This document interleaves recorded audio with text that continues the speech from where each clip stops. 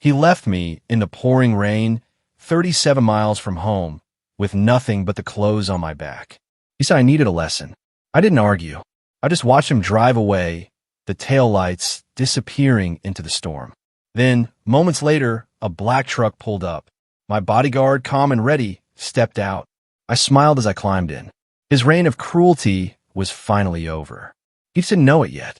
This was his last mistake. I pressed record on my phone and slipped it back into my pocket, feeling the cold metal against my skin. Andrew's Mercedes pulled into that empty rest stop. The rain hadn't started yet, but I could smell it coming thick and heavy on the air. "Get out," he'd snapped, not even bothering to turn off the engine. "You need a lesson, Amanda. Walking home might teach you some respect." 37 miles. He'd calculated it perfectly. Too far for an Uber, too remote for public transport. What he didn't know was that I'd been recording everything for the past 8 months. What he didn't know was that Marcus was already parked behind the abandoned gas station, waiting for my signal. The leather seat creaked as I turned to face him. Andrew's jaw was set in that familiar line of satisfaction, the one he wore when closing a particularly ruthless deal at his hedge fund. Just 3 hours ago, we'd been sitting in Morton's Steakhouse, celebrating our anniversary. Now, he was abandoning me on a remote stretch of highway because I dared to ask why $10,000 had vanished from our joint account. "You're seriously doing this?" I kept my voice steady, letting the phone capture every word, every subtle tremor. "Actions have consequences, Amanda. You went behind my back, called my accountant, embarrassed me with your paranoid questions. Maybe a long walk in the rain will remind you who manages the money in this family." I thought about the single pearl earring in my jewelry box at home. Nane's earring, found under our bed 2 days ago. That $10,000 had probably bought her something beautiful, but I didn't mention it. Not yet. Everything had to happen in the right order, just as Marcus and I had rehearsed. "It's going to storm," I said, gesturing at the darkening sky. "Then you'd better start walking." His fingers drummed against the steering wheel. "Unless you want to apologize right now and admit you were wrong." Before we continue, I want to thank you for being here with me today. If you believe that no one deserves to be abandoned in a storm, literal or metaphorical, please consider subscribing. It's free and helps these important stories reach those who need them most. 6 months ago, I would have apologized.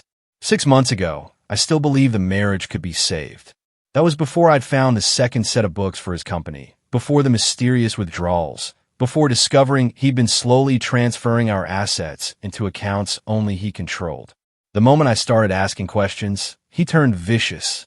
Tonight was his escalation, but it was also his biggest mistake. "I'll walk," I said, opening the door. "Smart choice. Maybe by the time you get home, you'll remember your place." I stepped out onto the cracked asphalt. The rest stop had been abandoned for years, just a dark building with boarded windows and a parking lot being reclaimed by weeds. Andrew had chosen it specifically for its isolation. He'd even mentioned it last week, casually, as we drove past. "Imagine being stranded here," he'd said, "miles from anywhere." That's when I knew what he was planning. The Mercedes engine revved.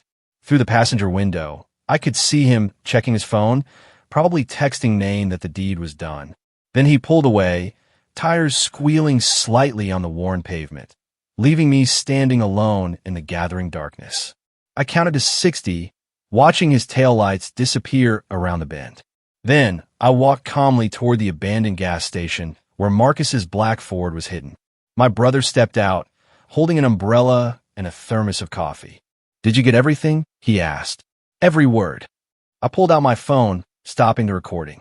He actually said, "I need to remember my place." Marcus shook his head. 3 years of watching him control you was bad enough. But this, he gestured at the empty rest stop. This is criminal abandonment. Rebecca's going to have a field day with this recording. I accepted the coffee gratefully, feeling the warmth spread through my hands. The rain was starting now, fat drops hitting the cracked concrete. By morning, Andrew would think I'd spent the night walking through a storm, broken and humiliated. He'd expect to find me huddled on our doorstep, ready to beg forgiveness. "Valentina's ready?" I asked. "She's been monitoring the accounts all evening." The moment he transferred that $10,000 this afternoon, she documented everything. The forensic audit goes back 2 years. He's been bleeding money into offshore accounts, probably planning to divorce you once he'd hidden enough. And Rebecca is filing the emergency papers at 9 tomorrow morning. We climbed into Marcus's truck just as the sky opened up, rain hammering against the windshield.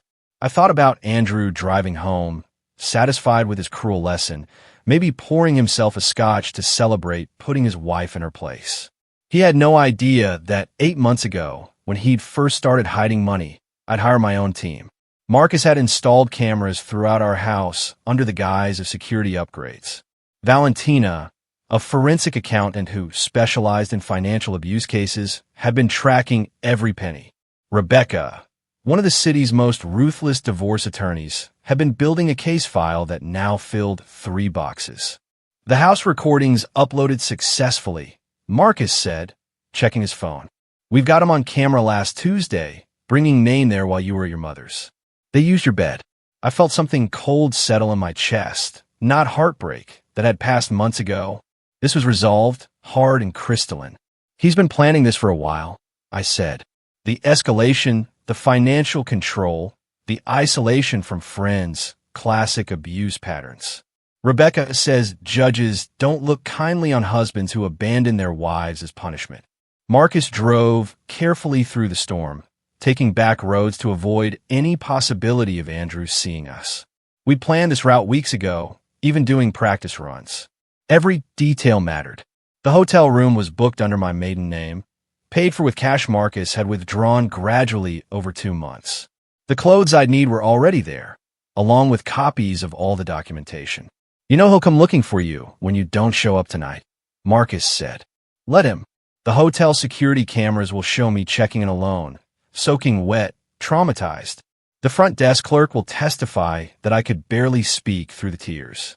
Rebecca coached me on exactly what to say and how to act. The rain grew heavier as we drove toward the city. Andrew would be home by now, probably on his second drink, maybe calling Nain to brag about. Teaching me a lesson. Tomorrow morning, he'd wake up expecting to find me broken. Instead, he'd find his assets frozen, his office locked, and federal investigators waiting to discuss the discrepancies Valentina had uncovered in his hedge funds books. Are you ready for this? Marcus asked as the hotel came into view. I thought about the woman I'd been 3 years ago, independent and successful, before Andrew had systematically dismantled my life. I thought about the recording on my phone, his cold voice telling me to get out and walk 37 miles in a storm. I thought about Nain's earring and the empty bank accounts and the prenup he'd hidden in his office that would have left me with nothing. I've been ready for 8 months, I said. He just gave me the final piece of evidence I needed. Marcus pulled up to the hotel's side entrance. I grabbed the small bag we'd prepared, just enough to look like I'd escaped with nothing, and stepped out into the rain. It was time to play the part of the traumatized wife, abandoned and afraid. Tomorrow, Andrew would learn who really needed a lesson. The hotel lobby felt impossibly bright after the darkness outside. Water dripped from my hair onto the marble floor as I approached the front desk, my hands shaking just enough to be convincing. The night clerk, a young woman with kind eyes, immediately reached for a stack of towels. Oh my goodness, are you all right? She rushed around the counter, wrapping a towel around my shoulders. My husband, I managed letting my voice crack.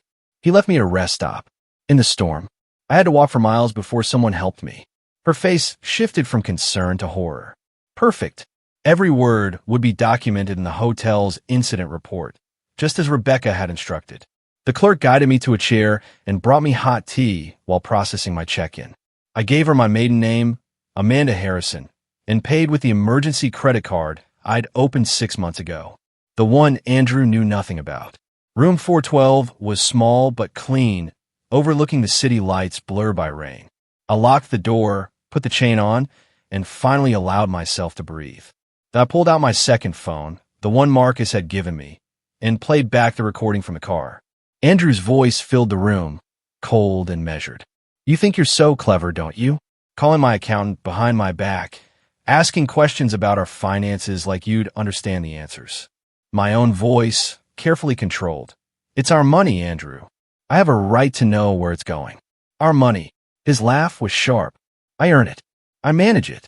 You spend on overpriced groceries and those ridiculous charity luncheons. $70 for organic vegetables last week, Amanda. $70. I remember that shopping trip.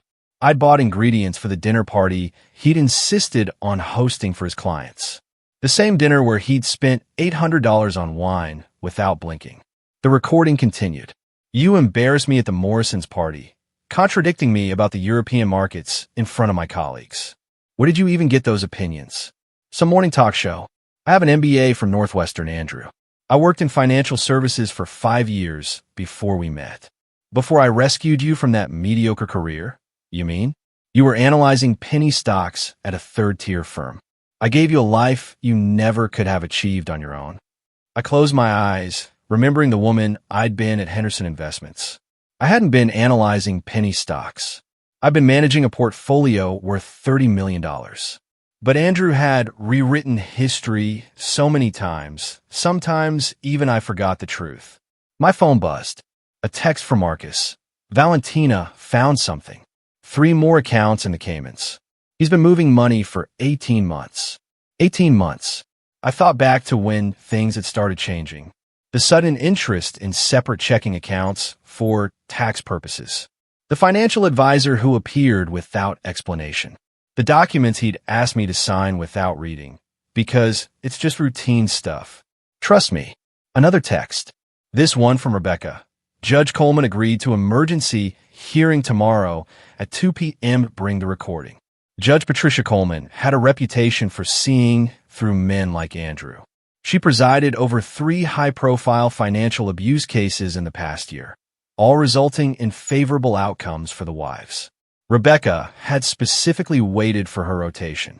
I changed into the dry clothes from the emergency bag I'd hidden here yesterday, then sat at the small desk and began writing. Not the statement Rebecca would help me polish for court, but notes for myself, reminders of who I really was beneath the person Andrew had tried to create. I wrote about the promotion I'd turned down because Andrew said the travel would strain our marriage. The investment opportunity I'd identified that would have tripled my personal savings if I'd still had personal savings. The friendship with my college roommate that ended when Andrew convinced me she was jealous of our happiness. My phone rang. Andrew's ringtone. I let it go to voicemail, then played the message on speaker, recording it with my second phone. Amanda, this is ridiculous.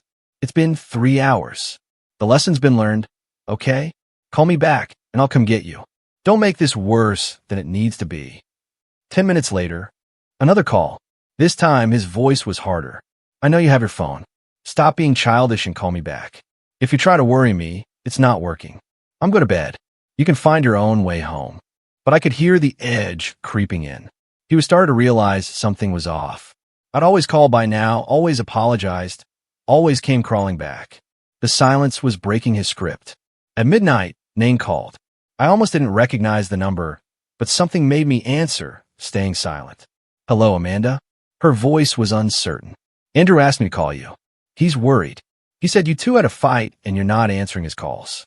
He wants you to know he's sorry, and you should come home. Andrew never apologized, never admitted fault. That he'd sent his mistress to deliver a fake apology showed how off balance he was. I hung up without speaking. By 1 a.m, the calls were coming every 15 minutes. Andrew, his mother Margaret, even his business partner James. I documented every single one. Their numbers, their times, their increasingly frantic messages. The abandoned wife was supposed to be desperate for rescue, not maintaining radio silence. I ordered room service, charging it to the card. Soup and salad and a glass of wine. Let the receipt show I was composed enough to eat. Let it document that I wasn't falling apart the way Andrew expected. At 2:30, a text came through that made me smile. Not from Andrew, but from our neighbor, Mrs. Chun. Saw Andrew in his driveway with a flashlight looking under your car. Then he drove off fast. Is everything okay? He was looking for my car, not knowing Marcus had moved it to a long-term parking garage across town 2 days ago. Another piece of evidence that I'd been planning to leave, that his abandonment had simply accelerated my timeline. I pulled the curtains aside and watched the storm rage over the city. Somewhere out there, Andrew was beginning to realize his perfectly controlled world was slipping. He thought he'd taught me a lesson about power and place. Tomorrow, when the markets opened and he discovered his offshore accounts frozen, when his key card failed at the office, when federal investigators appeared with questions about discrepancies Valentina had uncovered, he'd understand who'd really been teaching whom. The rain hammered against the window like it was trying to break through. 8 months of planning, of documenting, of pretending to be the subdued wife while building a case that would destroy him. All leading to this moment, this perfect storm of his own making. I set my alarm for 7, knowing I need to look appropriately distraught for the emergency hearing. Rebecca would meet me at noon to prepare. But for now, for these few hours, I sat in the darkness and felt something I hadn't experienced in 3 years: freedom. The morning sun cut through the hotel curtains at 7 sharp, but I've been awake since 5, sitting at the small desk with my laptop open to our joint checking account.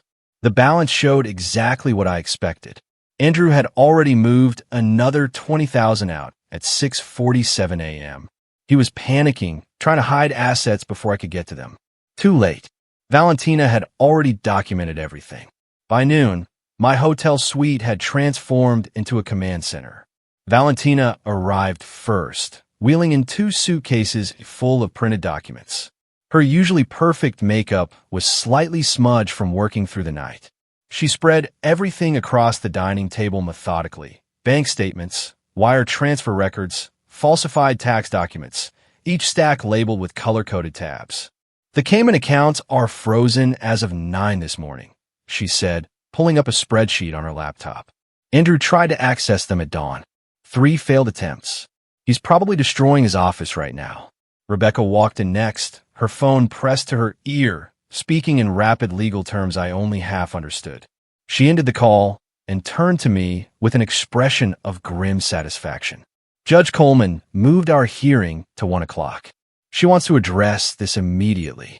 Also, Andrew hired Richard Blackwood. "The shark?" Marcus asked, entering with a box of surveillance equipment. "The same one who got that pharmaceutical executive off last year. Blackwood doesn't come cheap. Andrew must have liquidated something significant to afford him." I felt a flutter of concern, but Rebecca placed a steady hand on my shoulder. "Blackwood's good, but he can't argue with video evidence and financial records. Plus, he's walking into this cold. We've had 8 months to prepare." Marcus connected his laptop to the television and pulled up the surveillance footage from our home. "I've compiled the highlights, if you can call them that. Fair warning, Amanda, this isn't easy to watch." The first clip showed Andrew in his study at 2 a.m. 3 weeks ago. I'd been asleep upstairs, knocked out by the sleeping pills he'd started suggesting I take for my anxiety. On screen, Andrew carefully photographed documents from our safe, then placed them back exactly as they were. The documents were our joint investment portfolios, my mother's power of attorney forms, and a deed to the lake house my grandmother had left me. "He's been building a duplicate file," Valentina explained, creating forgeries with subtle changes. "If you hadn't caught this, he could have slowly replaced the originals." The next clip was worse. Andrew, inane in our living room 2 months ago, when he'd told me he was at a client dinner. She was wearing my robe, the silk one from our honeymoon in Paris. They were laughing about something on his phone. "Turn the volume up," I said, though my stomach churned. Andrew's voice filled the room. She actually believed me when I said the conference was mandatory. I've trained her well. A few more months, and I'll have everything transferred. Then we can stop this charade. Nane's giggle was like nails on glass. "The prenup really says she gets nothing? The prenup's irrelevant. She'll never fight it. Amanda doesn't have the spine. By the time she realizes what's happening, we'll be in Costa Rica, and she'll be too broken to do anything about it." Marcus paused the video. The room was silent except for the hum of the air conditioning. I stood up, walked to the window, and stared at the city below. Somewhere out there, Andrew was probably in his office trying to figure out why his computer access was revoked, why his assistant couldn't reach the bank, why everything was falling apart. "There's more," Marcus said quietly. "Do you want to see it?" I nodded. The next clip showed Andrew on the phone in our garage, pacing between our cars. The timestamp showed last Tuesday when I'd been at my book club. Jennifer's been perfect, he was saying. She has no idea I'm recording our conversations. Every detail about Amanda's mother's estate, the Alzheimer's diagnosis, their hidden trust fund from their father. It's worth nearly $2 million. And Amanda doesn't even know it exists. My legs felt weak. Jennifer, my younger sister, who I'd been protecting from her gambling addiction for years, who I'd covered for with our parents countless times. She'd been feeding Andrew information about our family, about money I didn't even know existed. Would he contact her? I asked, my voice barely a whisper. Valentina pulled up phone records. First contact was 13 months ago. Regular calls started 10 months ago, always when you weren't home. He's been paying her debts in exchange for information. Rebecca, check her watch. We need to leave for court in 30 minutes. Amanda, are you ready for this? Seeing him today? I turned from the window. Show me the rest first. I need to know everything. Marcus clicked to another folder. These are from his office computer. I had a contact in IT pull them before Andrew's access was cut this morning. The screen filled with emails between Andrew and his attorney, dated 6 months ago. The subject line read, Project Fresh Start. Inside were detailed plans for divorcing me, including psychological tactics to make me doubt myself, financial moves to leave me destitute, and even suggestions for gradually increasing emotional abuse to make me more compliant during proceedings. One line stood out. The key is to make her believe she's going crazy. Gaslight consistently, hide things, deny conversations, contradict her memories. By the time we file, she'll be too unstable to fight effectively. I thought about all the times over the past year when Andrew had told me I was misremembering things. The dinner reservation I'd made that he swore I'd never told him about. The conversation about visiting my parents that he claimed never happened. The jewelry that went missing then reappeared in strange places. I'd started writing things down secretly, thinking I was losing my mind. He was following a playbook. This attorney, Douglas Stern, specializes in high-net-worth divorces where one spouse wants to leave the other with nothing, Rebecca said. He's currently under investigation by the bar for ethics violations. Valentina pulled up one final document. This is what triggered our emergency filing this morning. Andrew transferred $3.2 million from his hedge fund's client accounts into a personal account in Panama yesterday afternoon, right before he abandoned you. He must have thought he'd have more time before anyone noticed. He was running, I said, understanding flooding through me. The abandonment wasn't just about control. He knew something was closing in. The SEC received an anonymous tip yesterday morning, Rebecca said with a slight smile, about irregularities in his fund's reporting. I looked at her. Valentina, actually, once she documented the embezzlement, we had an obligation to report it.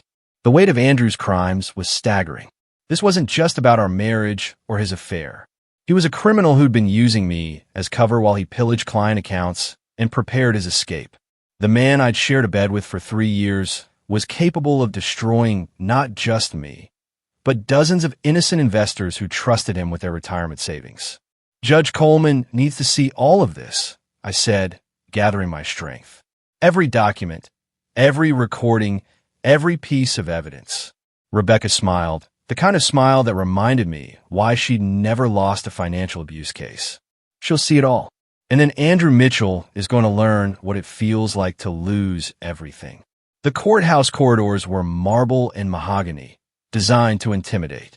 I walked through them in my sharpest suit, the navy one Andrew had never seen because I'd bought it last month specifically for this moment. Professional, dignified, expensive. Rebecca walked beside me, briefcase in hand, while Marcus flanked my other side. We entered courtroom 4B at exactly 12:05 p.m. Andrew was already there, seated beside Richard Blackwood, whose $1,000 haircut couldn't hide the stress lines around his eyes. Andrew looked smaller somehow, his usual commanding presence diminished by wrinkled clothes and shadows under his eyes. He'd clearly slept in his office. When he saw me, his expression shifted from exhaustion to pure rage. "All rise," the bailiff announced. Judge Patricia Coleman entered, her black robes adding gravity to an already tense atmosphere. She took her seat and immediately began reviewing the documents before her, reading glasses perched on her nose. We're here for an emergency petition filed by Amanda Mitchell regarding marital assets and spousal abandonment. She began, her voice carrying the authority of someone who'd seen every type of marital disaster. Mr. Blackwood, I see you've just been retained this morning. Yes, Your Honor. We request a continuance to properly review. Denied.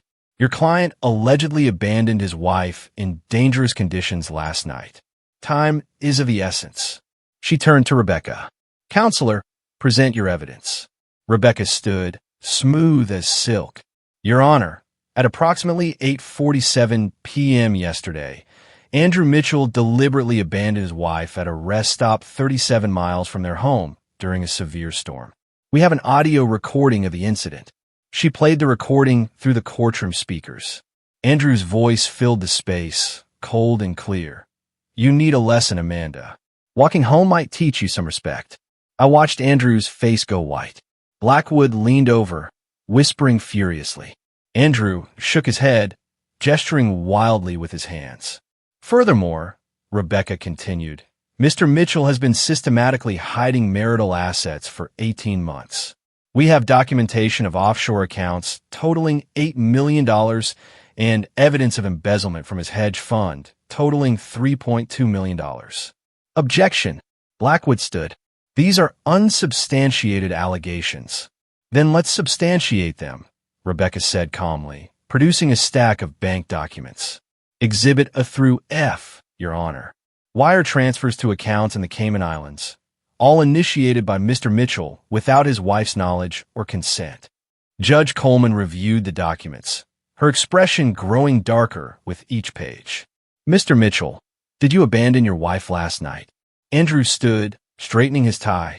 Your Honor, there was a misunderstanding. My wife and I had an argument. It's a yes or no question, Mr. Mitchell. I left her at a rest stop, but during a storm, 37 miles from home, she had her phone. She could have called someone. The judge's eyebrows rose. How considerate of you. She turned back to Rebecca. Continue. Rebecca pulled up financial records on the courtroom screen. Mr. Mitchell has also been conducting an extramarital affair with his assistant, Nain Rodriguez, using marital funds to purchase gifts and fun trips. This includes a pearl necklace valued at $12,000, reported as stolen to insurance, but actually given to Miss Rodriguez. My phone buzzed. A text from Marcus. He's here. The courtroom doors opened and Tom Chin from the SEC walked in, followed by 2 federal agents. Andrew's head whipped around, and for the first time, I saw real fear in his eyes. Your Honor, Tom Chin addressed the judge. I apologize for the interruption. We have a warrant for Andrew Mitchell's arrest on charges of wire fraud and embezzlement. Blackwood jumped up. Your Honor, this is highly irregular. So is stealing $3.2 million from client accounts. Judge Coleman responded dryly. She looked at the federal agents. Gentlemen, please wait until we conclude this hearing. Mr. Mitchell isn't going anywhere. Andrew sank into his chair. His phone, sitting on the defendant's table, lit up with call after call. I could see the names flashing, his mother, his business partner James, and repeatedly Nain. Given the evidence presented, Judge Coleman continued, I'm granting the emergency injunction. All marital assets are frozen pending investigation. Mrs. Mitchell is awarded exclusive use of the marital home and temporary support of $10,000 per month. Mr. Mitchell, you are ordered to stay 500 feet away from your wife. $10,000 a month. Andrew exploded, standing despite Blackwood's attempt to pull him down. That's insane. She doesn't need. Mr. Mitchell, you abandoned your wife in a storm after hiding millions in assets. I'm being generous, not holding you in contempt right now. Sit down. As Andrew collapsed back into his chair, my phone rang. Jennifer's name appeared on the screen. I declined the call, but she immediately called again and again. Rebecca leaned over. You should document those. I nodded, screenshotting the call log. 17 calls from Jennifer in the past hour. 43 from Andrew since last night. 22 from his mother, Margaret. Even a few from numbers I didn't recognize. probably Andrew's colleagues or clients who'd heard about the federal investigation. Tom Chin approached our table while the judge finalized her orders. Mrs. Mitchell, we'll need your cooperation with our investigation. Your attorney mentioned you have additional evidence. I nodded. 8 months of documentation. Financial records, recordings, emails. Good. Your husband's looking at 15 to 20 years if convicted on all charges. Andrew must have heard him because he suddenly stood again, pointing at me. You did this. You set me up. This whole thing was a trap. Judge Coleman's gavel came down hard. Mr. Mitchell, control yourself or I'll add contempt charges. She's been planning this. Andrew continued, his composure completely shattered. The recording, the documentation. She knew I was going to leave her there. So, you admit to abandoning her? The judge asked. Blackwood physically pulled Andrew back down, but the damage was done. Andrew had just confessed in open court, in front of federal agents, to deliberately abandoning me. As we prepared to leave, Nain burst through the courtroom doors. Her designer dress was wrinkled, her carefully styled hair disheveled. She looked around wildly until her eyes landed on Andrew. You said you were divorced, she screamed across the courtroom. You said the papers were already filed. You said she was crazy and making things up. The judge sighed. Ma'am, please remove yourself from my courtroom. But Nain wasn't done. She pulled out her phone, waving it in the air. I have texts, recordings. He promised me we were getting married. He said the money was his. Tom Chin's eyes lit up. He approached Nain carefully. Ma'am, we'd very much like to speak with you. Andrew's destruction was complete. His mistress was turning state's evidence. His assets were frozen. Federal agents were waiting to arrest him. And his carefully constructed image had crumbled in less than an hour. As we walked out, leaving Andrew to be processed by federal agents, my phone buzzed with one final message. It was from Margaret, Andrew's mother. I hope you're satisfied. Destroying a good man over petty jealousy. I deleted it without responding. Margaret would learn soon enough that her son wasn't a good man. He was a criminal who'd been exposed, and I wasn't the one who destroyed him. He destroyed himself. The courthouse steps were crowded with reporters when we emerged. Someone had leaked the story, probably a court clerk who recognized Andrew's name from the financial pages. Microphones thrust toward us as Rebecca guided me through the chaos, her hand firm on my elbow. Mrs. Mitchell, is it true your husband stole millions? Amanda, how long have you been planning this? Will you be pressing additional charges? Rebecca stepped forward, her voice cutting through the chaos. My client will not be making any statements at this time. The federal investigation is ongoing.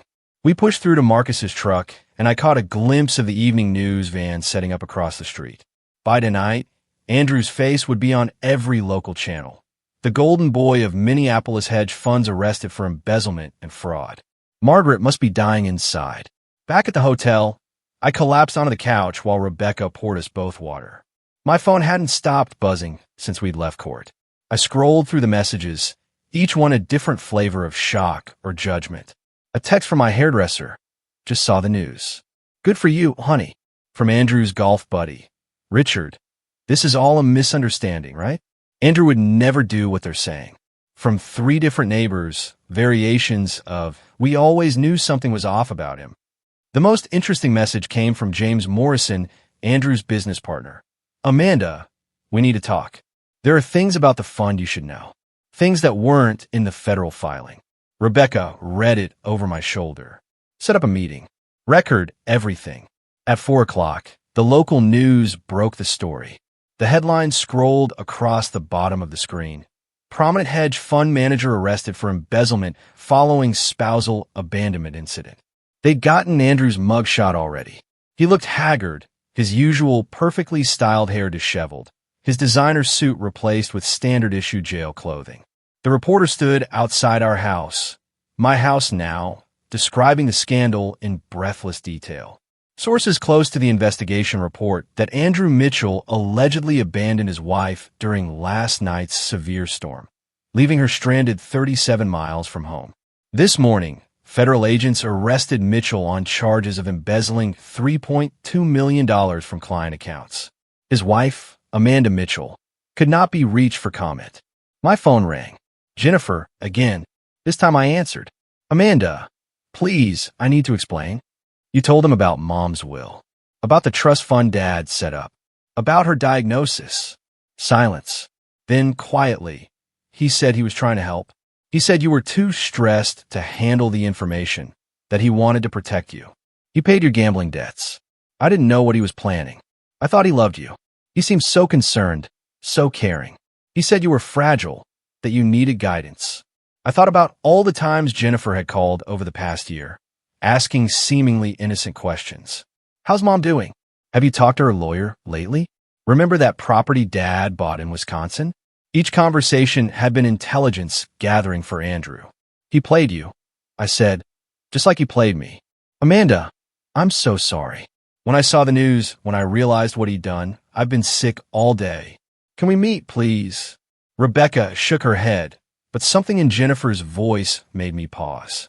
She sounded genuinely broken, not just worried about consequences. Tomorrow, neutral location. You come alone. After I hung up, Marcus pulled up social media on his laptop. You need to see this. Andrew's company Facebook page was imploding. Clients were posting demands for their money back. Former employees were sharing stories of suspicious activities they'd witnessed. One woman wrote, "He fired me when I questioned missing funds last year. Now I know why." But the most devastating blow came from Nain. She'd gone nuclear on Instagram, posting screenshots of their text conversations, photos from their trips funded with stolen money, and a long caption detailing how Andrew had manipulated her into believing I was the villain. He told me his wife was emotionally disturbed. She wrote that she refused to grant him a divorce, that she threatened to ruin him if he left. I believed every word because he was so convincing, so sophisticated. I was an idiot, but he was a master manipulator. The photos were damaging. Andrew and Nain in first-class seats to Paris, champagne glasses raised. Andrew and Nain at the exact resort in Mexico where we'd celebrated our 5th anniversary. Andrew and Nain in our bed. She'd actually posted that one, though Instagram quickly removed it. By 6 o'clock, Andrew's mother, Margaret, had released a statement through her lawyer. Rebecca read it aloud, barely containing her laughter. The Mitchell family is shocked by these allegations. We believe this is a coordinated attack orchestrated by a vindictive spouse seeking financial gain. Andrew Mitchell is an outstanding member of the community who has been victimized by a calculating woman who married him for his money. She's really going with that angle? Marcus asked. After what everyone heard her say in court, my phone rang again. This time was a number I didn't recognize. Against Rebecca's advice, I answered. Mrs. Mitchell, this is Patricia Hang from the Wall Street Journal. We're running a story about systematic fraud in boutique hedge funds. Your husband's case is part of a larger pattern we've been investigating. Would you be willing to share your experience? Rebecca took the phone. This is Amanda Mitchell's attorney. All press inquiries should be directed to my office. She hung up and turned to me. By tomorrow, this will be national news. Andrew didn't just destroy himself. He's taking down an entire network of corrupt fund managers. The FBI is expanding their investigation. I walked to the window, looking out at the city lights. Somewhere in Federal Holding, Andrew was probably meeting with Blackwood, trying to figure out how to spin this. But there was no spinning video evidence, recorded confessions, and millions in stolen money. My phone lit up with one more message. This one from David Brennan, Andrew's biggest client. Mrs. Mitchell, I want you to know that several of us victims are pursuing civil suits against your husband. However, we want to be clear, you are not our target. We know you were a victim, too. In fact, we'd like you to testify about what you observed. The irony was perfect. Andrew had spent years telling me I was too stupid to understand finance, too naive to grasp business. Now, his former clients wanted my testimony to help bury him. As the sun set over Minneapolis, painting the sky the color of justice, I realized that Andrew's public downfall was just beginning. Tomorrow there would be more headlines, more revelations, more people coming forward with stories about the man they trusted with their money. But tonight, for the first time in 3 years, I sat in peaceful silence. No longer afraid of his footsteps, his moods, his cruel words designed to keep me small. The man who'd abandoned me in the rain had created his own storm, and now he was drowning in it. The next morning brought a knock on my hotel door that I wasn't expecting. Through the peephole, I saw Jennifer standing in the hallway, her usually perfect appearance completely undone. Her hand shook as she clutched a manila envelope to her chest, and her eyes were red-rimmed from crying. I opened the door, but didn't invite her in. I thought we agreed to meet at a neutral location. I couldn't wait. Amanda, please. There are things you need to know right now, before the FBI talks to me this afternoon. Marcus appeared in the doorway of the adjoining room, alert and protective. I nodded to him that it was okay, then let Jennifer inside. She sat on the edge of the couch, placing the envelope on the coffee table with trembling fingers. Andrew first contacted me 13 months ago, she began, her voice barely above a whisper. He knew about the gambling. I don't know how he found out, but he knew I owed $47,000 to some very unforgiving people. He offered to pay it all, no questions asked, if I just answered some questions about our family finances. And you agreed. My voice was flat, controlled. I was desperate. They were threatening to go to my employer to ruin my career. Andrew seemed like he genuinely wanted to help. He said you were too proud to ask our parents for money, that he wanted to surprise you by solving family problems behind the scenes. She opened the envelope and pulled out a stack of printed emails. These are our conversations. Every one of them. I printed them all last night when I realized what he'd really been doing. I picked up the first email, dated over a year ago. Andrew's tone was warm, concerned, brotherly even. He wrote about wanting to be a better husband, wanting to understand my family dynamic so he could support me better. The manipulation was masterful. He was particularly interested in Mom, Jennifer continued. He wanted to know about her health, her mental state, her finances. I thought he was planning something nice for her, maybe paying for better care. You told him about the Alzheimer's. Jennifer nodded, tears streaming down her face. She made me promise not to tell you. She didn't want you to worry. Said you had enough stress with Andrew being so demanding. But he was so persistent, so caring. He said he'd noticed signs and wanted to help. I kept reading. The email showed Andrew's questions growing more specific over time. What properties did our parents own? Were there any trusts? Who was the executor of their wills? Jennifer had answered everything, believing she was helping her brother-in-law better care for our family. Last month, he asked me to get Mom to sign some papers, Jennifer said. He said they were for insurance purposes, that it would protect her assets if her condition worsened. I actually took them to her, Amanda. Thank God her lawyer was there that day and recognized them as property transfer documents. That's when I started to realize something was wrong. My phone buzzed. David Brennan was calling. I put him on speaker so Marcus could hear. Mrs. Mitchell, I'm sorry to bother you, but this is urgent. I've been going through our client files all night. Andrew wasn't just stealing from the general fund. He specifically targeted our elderly clients, particularly widows. What do you mean targeted? Mrs. Eleanor Hartley, for instance. Her husband died 2 years ago, left her everything with specific instructions that Andrew personally manage her portfolio. Within 6 months, Andrew had convinced her to sign power of attorney documents. She thought she was giving him authority to make trades. He used it to drain her accounts. I felt sick. Eleanor Hartley was 78 years old.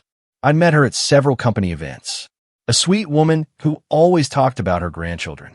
How much did he take from her? $800,000. But here's the worst part. He convinced her she was developing memory problems, that she was forgetting conversations about withdrawals she'd authorized. He gaslit an elderly woman into believing she had dementia. Marcus was already taking notes, documenting everything for Rebecca. This changed the entire scope of the case.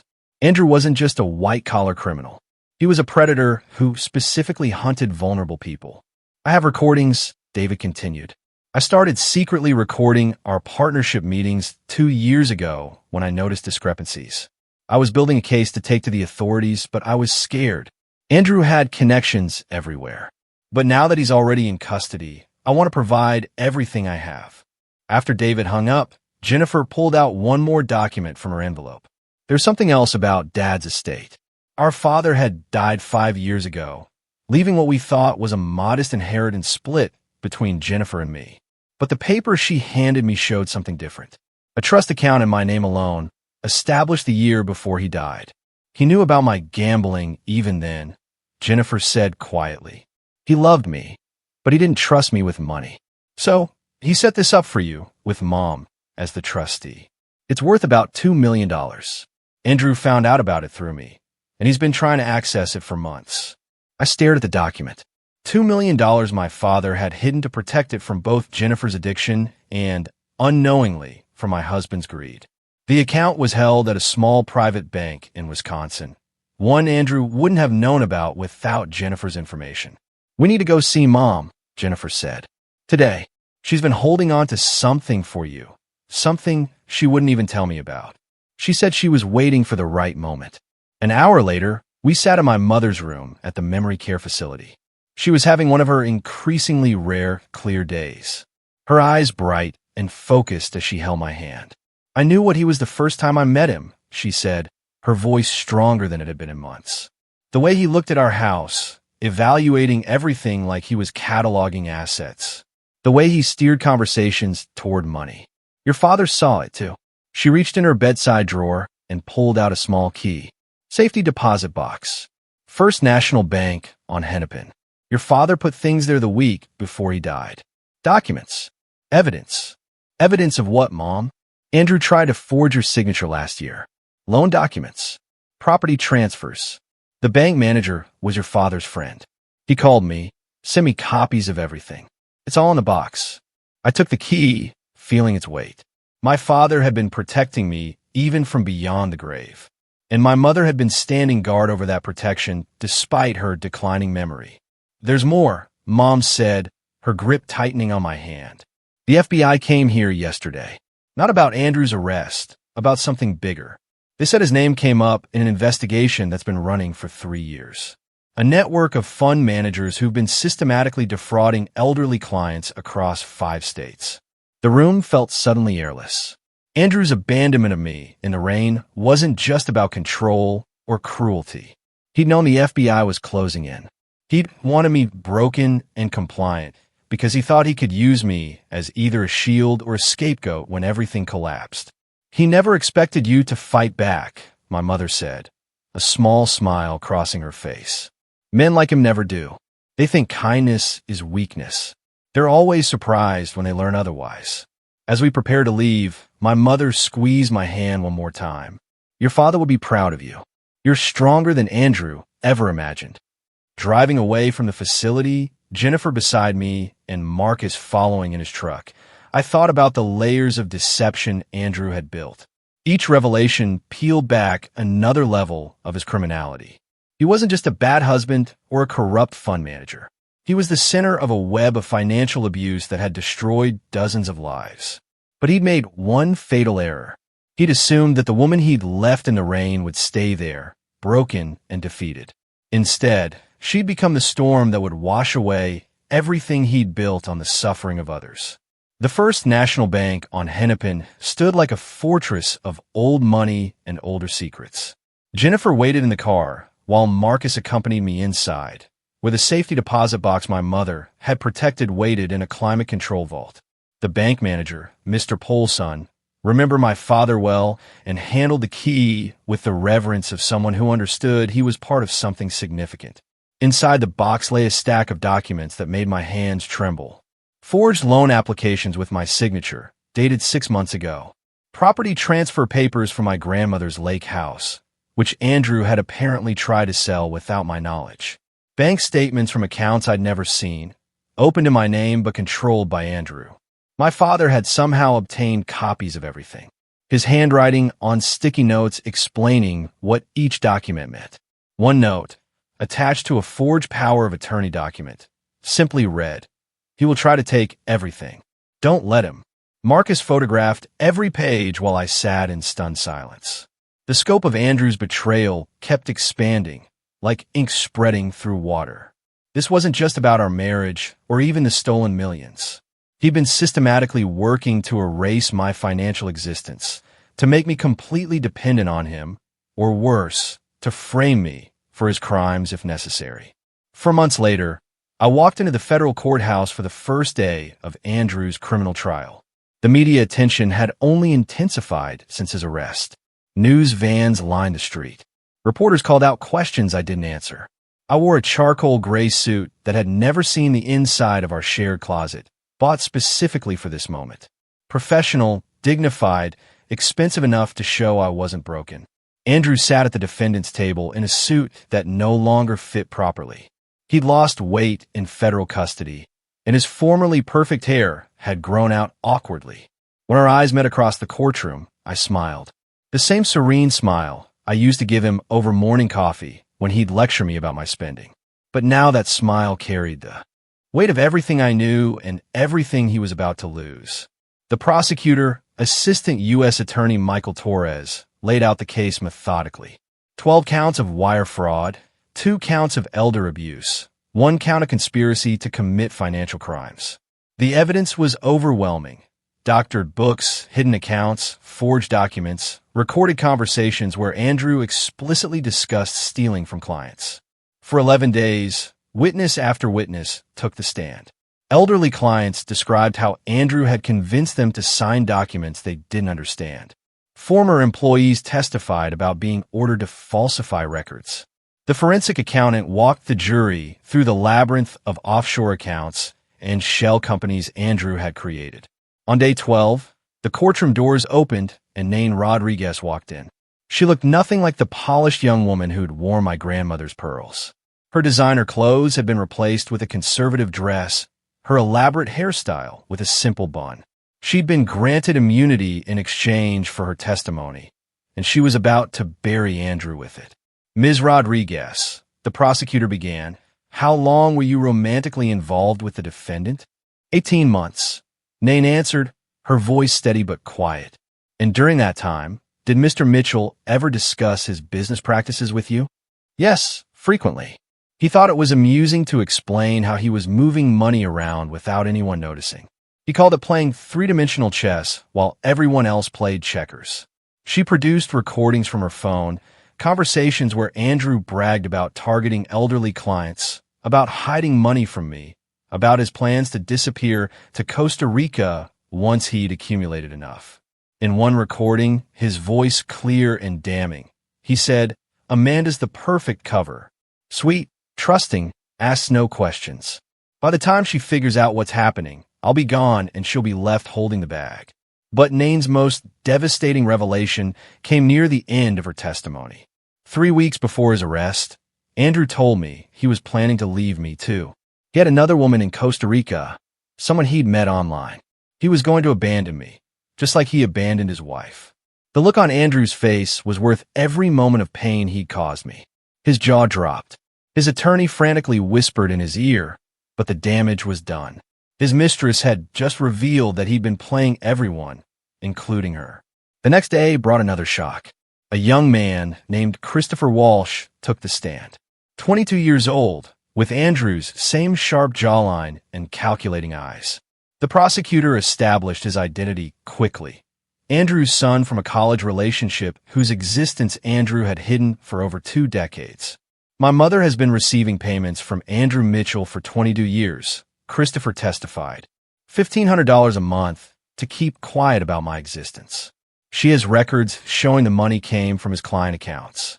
I watched Andrew shrink in his chair. As Christopher continued, he told my mother that if she ever contacted his family or went public, he'd destroy her reputation and ensure she never worked in finance again. She has that threat in writing. The prosecutor introduced 22 years of bank records, showing regular payments from the same accounts Andrew had been pillaging. He'd been stealing from elderly clients, not just for luxury and escape, but to hide the evidence of his past. Andrew's defense attorney tried to object, arguing this was prejudicial and irrelevant to the financial crimes. But Judge Coleman overruled him. It establishes a pattern of deception and financial malfeasance spanning the defendant's entire adult life. On the final day of testimony, Andrew made the catastrophic decision to take the stand himself. Against his attorney's visible protests, he stood and walked to the witness box, still believing he could talk his way out of this. For 2 hours, he tried to spin a narrative where he was the victim. He claimed I'd known about the affairs and approved. He insisted the elderly clients had authorized every transaction. He portrayed himself as a brilliant financial mind who'd simply made some bookkeeping errors. Then the prosecutor began his cross-examination, and Andrew's composure cracked like ice under pressure. When confronted with the recordings, he claimed they were taken out of context. When shown the forged documents, he suggested I might have created them. When presented with evidence of the hush money to Christopher's mother, he actually said, "That was a personal matter unrelated to my business." The jury deliberated for less than 3 hours. As the foreman stood to read the verdict, I held Marcus's hand on one side and Rebecca's on the other. On count 1, wire fraud, we find the defendant guilty. On count 2, wire fraud, we find the defendant guilty. By the time they reached count 15, Andrew had put his head in his hands. Guilty on all charges. The man who'd left me in the rain 37 miles from home was about to learn what real abandonment felt like. 2 weeks later, we returned for sentencing. Judge Coleman, the same woman who'd overseen our emergency hearing months ago, looked down at Andrew with undisguised contempt. "Mr. Mitchell, you targeted the most vulnerable members of society. You betrayed the trust of clients, colleagues, and family. You showed no remorse, accepting no responsibility, even when confronted with overwhelming evidence of your crimes. This court sentences you to 96 months in federal prison without the possibility of early release. 8 years. Andrew would spend 8 years behind bars. As the bailiffs prepared to lead him away, he turned to me one last time. "This isn't over," he mouthed. I stood and spoke clearly, knowing the courtroom microphones would capture every word. "You're right. The civil suits start next month." The bailiffs led Andrew away in shackles, and I walked out of the courthouse into a September afternoon that felt like the first day of spring. The civil suits would indeed start next month, with 17 of Andrew's victims seeking restitution, but that was Rebecca's battlefield. Now, I had something more important to build. The whistleblower reward came through 6 weeks after Andrew's sentencing. $1.2 million for providing information that led to the recovery of stolen funds. Combined with the assets the court awarded me and the trust fund my father had protected, I suddenly had the resources to do something meaningful with the pain Andrew had caused. Marcus found the building first, a renovated Victorian in Minneapolis's Whittier neighborhood that had previously housed a law firm. 3 stories, 8 offices, a conference room large enough for group sessions, and most importantly, multiple exits, something women escaping dangerous situations would need. We signed a lease on a Thursday. By Monday, the Phoenix Foundation had its home. "We need proper security systems," Marcus said, walking through the empty rooms with his tablet, making notes. "Panic buttons in every office, secured entry, surveillance that actually protects people instead of monitoring them." Valentina arrived with boxes of filing systems and encryption software. I've already had 3 forensic accountants reach out wanting to volunteer their services. Word spreading in the financial community about what we're doing. Rebecca had taken a leave of absence from her practice to help establish our legal aid program. "We need to be careful about how we structure this," she said, spreading incorporation documents across the conference table. "We're going to be dealing with dangerous situations, angry spouses, potential legal retaliation. Everything has to be bulletproof." Within a month, we had our first client, Maria, a teacher whose husband had hidden their savings and threatened to report her to immigration services if she tried to leave, even though she was a citizen. Valentina found the money. Rebecca filed the papers. Marcus arranged safe transportation. I sat with Maria while she cried, remembering my own tears in that hotel room the night Andrew abandoned me. Jennifer arrived at the foundation on a rainy Tuesday, 3 months sober and carrying a box of donuts as a peace offering. "I want to help," she said simply. "I know what it's like to be manipulated, to be so desperate you betray people you love. Maybe I can help others see the signs before it's too late." We started her as a volunteer, answering phones and filing paperwork. But Jennifer had a gift for talking to women who called in crisis. She understood desperation and shame in ways that even trained counselors sometimes missed. Within 6 months, she was running our support groups, sharing her story of how Andrew had exploited her addiction to gather information, helping others recognize when they were being used. My mother came to visit on one of her clear days, Marcus driving her carefully through the city she'd once known so well. She sat in my office, looking at the framed photos on the walls. Women who'd given permission to share their success stories, faces beaming as they stood in front of new apartments at graduation ceremonies, with children they'd managed to keep safe. "Your father would be so proud," she said, touching a photo of a woman who'd escaped with 3 children and was now in nursing school. "He always said the best revenge against cruelty was kindness to others." She pulled out an envelope from her purse. "This came to the house. I thought you should see it." Inside was a newspaper clipping from the prison newsletter. Andrew had been elected treasurer of the inmates' investment club. Even behind bars, he was trying to maintain his image as a financial genius. I almost laughed at the absurdity of it. The surprise volunteer came 7 months after the trial. Nain Rodriguez stood in our reception area, looking nothing like the woman who'd worn my grandmother's pearls. She'd cut her hair short, traded designer clothes for simple slacks and a button-down shirt, and carried herself with a humility I'd never seen before. "I've been in therapy," she said, sitting across from me in my office, working through how I got involved with someone like Andrew. Why I ignored the red flags, why I participated in hurting you. I know I can't undo what I did, but maybe I can prevent other young women from making my mistakes. She started by speaking at colleges, warning business students about older men in power who promised career advancement in exchange for companionship. She was brutally honest about her own choices, taking responsibility while also explaining the gradual manipulation that made those choices seem reasonable at the time. "He made me feel special," she told a group of graduate students one evening, "like I was smarter and more sophisticated than other women my age." By the time I realized I was just another victim in his game, I was in too deep to see the exit. 1 year after Andrew's sentencing, a letter arrived at the foundation. His handwriting was still perfect, even on prison stationery.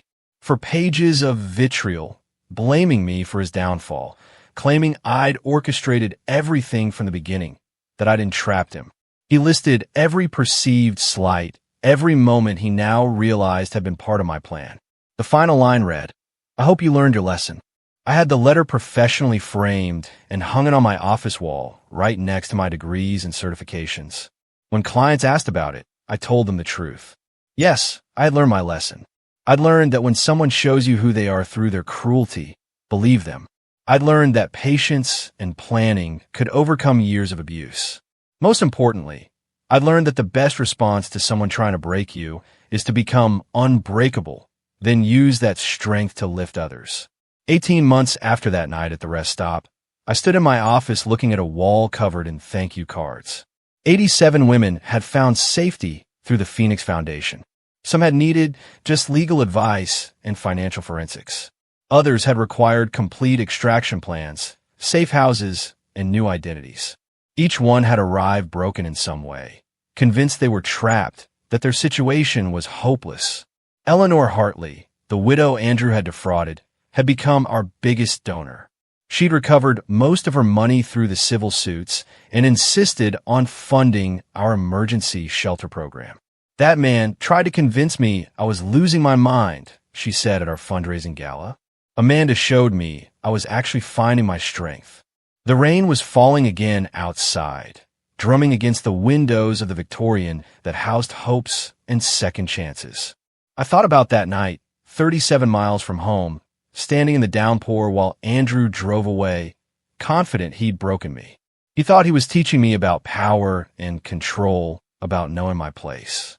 Instead, he taught me that cruelty creates its own destruction, that every action has consequences, and that sometimes the person you abandon in the rain has already seen the storm coming and prepared accordingly. Through the Phoenix Foundation, his act of calculated cruelty had become the catalyst for saving women he never believed deserved saving. The ultimate lesson, the one Andrew never saw coming, wasn't about obedience or respect or knowing one's place. It was about transformation. He tried to leave me powerless in a storm. Instead, I become a shelter.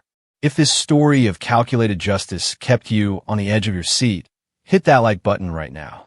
My favorite part was when Amanda stood in court, wearing the sharp suit Andrew always said made women look too aggressive, and smiled at him with the same serene expression she used to give him over breakfast. What was your favorite moment of sweet revenge? Tell me in the comments below. I really want to know what you think. Thanks for watching. Take care.